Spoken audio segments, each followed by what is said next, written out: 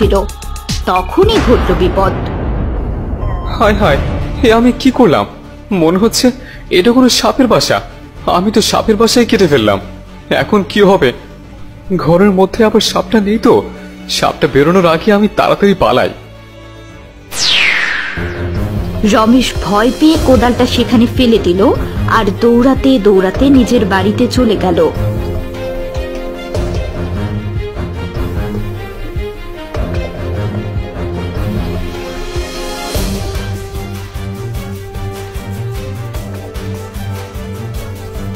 কি হয়েছে তোমার? এইভাবে হাঁপাচ্ছ কেন?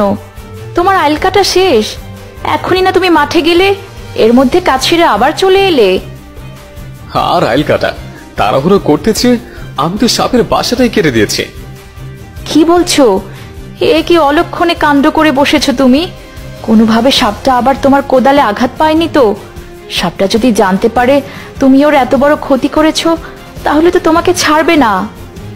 হ্যাঁ গো গিন্নি, আমি তো সেটারই ভয় পাচ্ছি। সাপটা অবশ্য আমাকে দেখেনি। কিছুদিন আমি ঘরে লুকিয়ে থাকি, তারপর দেখা যাবে কি হয়। এদিকে কিছুক্ষণ পর সাপটি তার ঘরের কাছে চলে এলো। আমার বাসাটা এইভাবে কে কেটে দিল? ভাগ্যিস আমি এই সময় ঘরে ছিলাম না, তাহলে তো ওই শয়তান লোকটা ঘরের সাথে সাথে আমাকেও কেটে দিত।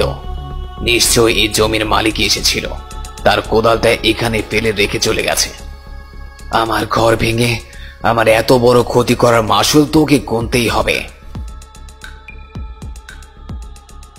আজকে 2 দিন হলো তুমি মাঠে যাচ্ছ না। এদিকে ধানগুলো মনে হয় পাক ধরে গেছে। আমাদের ধানের কি অবস্থা একটু গিয়ে দেখে আসলে তো পারতে। হ্যাঁ, তুমি ঠিকই বলেছ। আর কতদিন এইভাবে সাপের ভয়ে ঘরে লুকিয়ে বসে থাকবো? আমাকে তো মাঠে যেতেই হবে। আমার ধানগুলো মনে হয় পাক ধরে গেছে। এভাবে ঘরে বসে থাকলে তো আমার ধানের অনেক বড় ক্ষতি হয়ে যাবে। আমি বরং মাঠে যাই, আমার ধানগুলোর কি অবস্থা দেখে আসে। রমেশ ভয়ে ভয়ে মাঠের সামনে গেল, কিন্তু সে যা দেখল সেটা দেখে তো সে অনেক অবাক হয়ে গেল। কিছুদিন আগে দেখলাম ফসলগুলো বেশ ভালোভাবে বেড়ে উঠেছিল। এখন তো আমার ফসল বাড়ি নিয়ে যাবার কথা, কিন্তু ফসলগুলো সব একরকম সাদা হয়ে গেল কিভাবে? এই আজব কাণ্ড তো আমি এর আগে কখনো দেখিনি। রমেশ তার ফসলের এই অবস্থা দেখে কান্না করতে করতে বাড়িতে ফিরে গেল। তারপর তার বউকে সবটা খুলে বলল।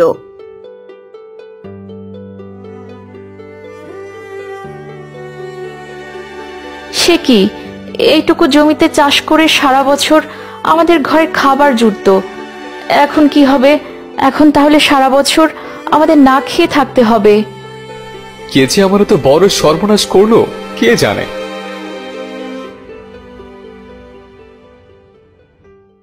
রমেশ মন খারাপ করে রাস্তার পাশে বসেছিল। তখন তার সাথে চাষ করতে থাকা অন্য চাষিদের সাথে দেখা হলো। তখন তাদের মধ্য থেকে একজন বলল, কি গো রমেশ ভাই, তুমি তোমার ফসল আনতে মাঠে গেলে না তো? 2 দিন আগে তো খুব বলেছিলে এবার নাকি তোমার অনেক ভালো ফসল হবে, কিন্তু আজব কাণ্ড তো তোমার ফসলেই ঘটেছে। তোমার সব ফসলই তো সাদা হয়ে গেছে। রমেশ তাদের কোনো কথারই উত্তর দিল না। সে মাথা গুজে সেখানেই বসে রইল।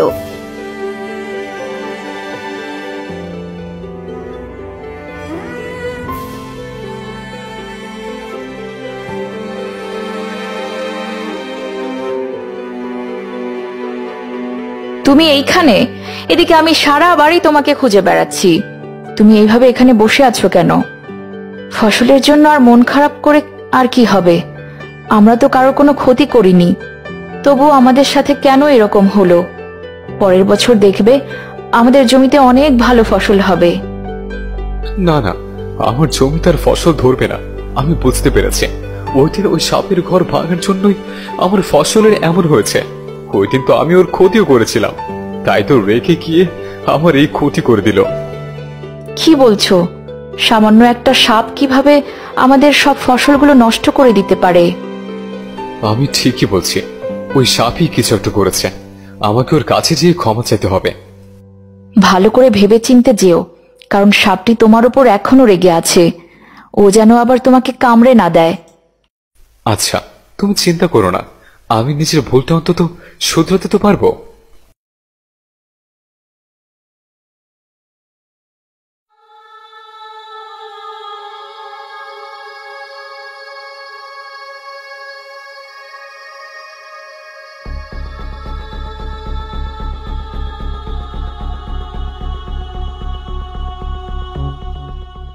সাব ভাই, তুমি কি ঘরের মধ্যে আছো?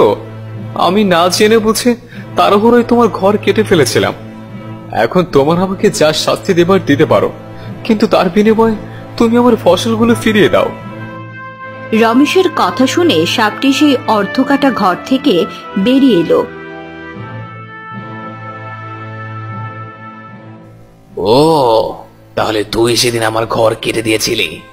তাহলে তো আমি ভুল মানুষের ফসল নষ্ট করিনি। তুই কি জানিস তুই কার ঘর ভেঙেছিস?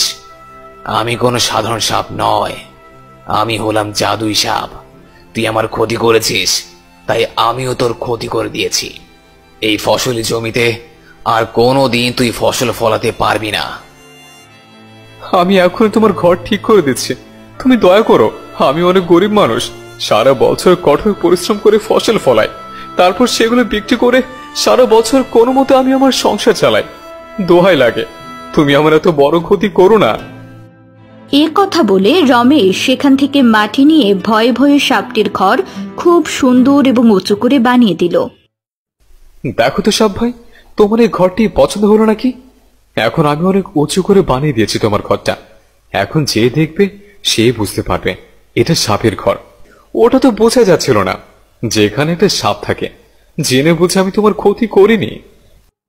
সাপটি কোনো কথা না বলে সেই ঘরের মধ্যে চলে গেল। মনে হচ্ছে সাপটার একটু রাগ ভেঙেছে। সাপটার তো রাগ করা স্বাভাবিক, আমি তো তার ঘরটা খণ্ড করে দিয়েছিলাম।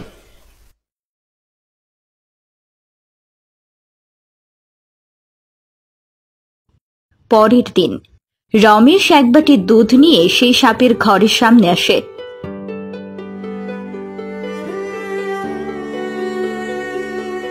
সাপ ভাই, কোথায় গেলে?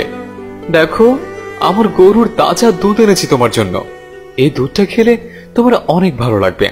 এই যে, আমি তোমার সামনে দুধের বাটিটা রেখে গেলাম, তুমি দুধটা খেয়ে নিও।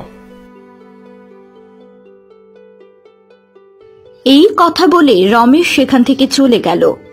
এইভাবেই রমেশ রোজ এক বাটি করে দুধ নিয়ে সেই সাপের ঘরের সামনে রাখতে লাগলো। এইভাবে কয়েকটা দিন কেটে গেল। রোজ দেখি তুমি নিজে দুধ না খেয়ে বাটি ভর্তি দুধ নিয়ে ওই সাপটার কাছে যাও। এভাবে কতদিন করবে? মনে হয় ওই সাপের রাগ সহজে ভাঙবে না। শুধু শুধু তোমার এত পরিশ্রম করার কোনো প্রয়োজন নেই। না না, একদিন না একদিন ওই সাপের রাগ ঠিকই ভাঙবে। তখনও আমাকে অবশ্যই সাহায্য করবে, আর আমার জমিটাকে আবারও আগের মতো ফসল দিয়ে ভরিয়ে দেবে। এ কথা বলে রমেশ আবারও এক বাটি দুধ নিয়ে চলে গেল সেই সাপের ঘরের সামনে।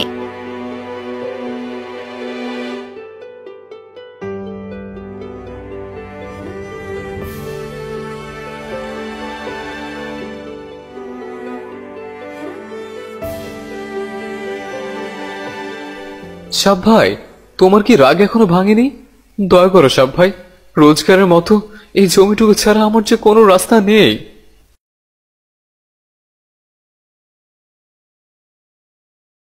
সাপটি তখন ঘর থেকে বেরিয়ে এসে বলল, আসলেই রমেশ, তুমি অনেক ভালো মানুষ।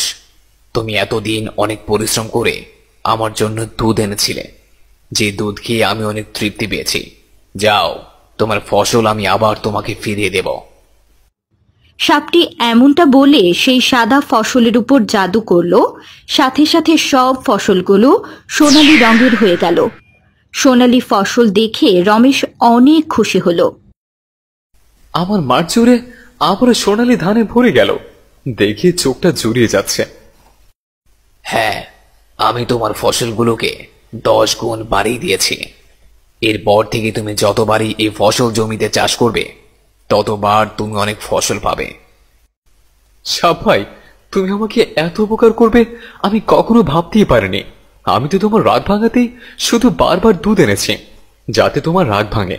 আমার জমিটা আবার আগের মতো করে দাও, আমি সারা জীবন তোমার কাছে কৃতজ্ঞ থাকব। এখন আমার যাবার সময় হয়ে এসেছে। কি বলছো সাপ ভাই?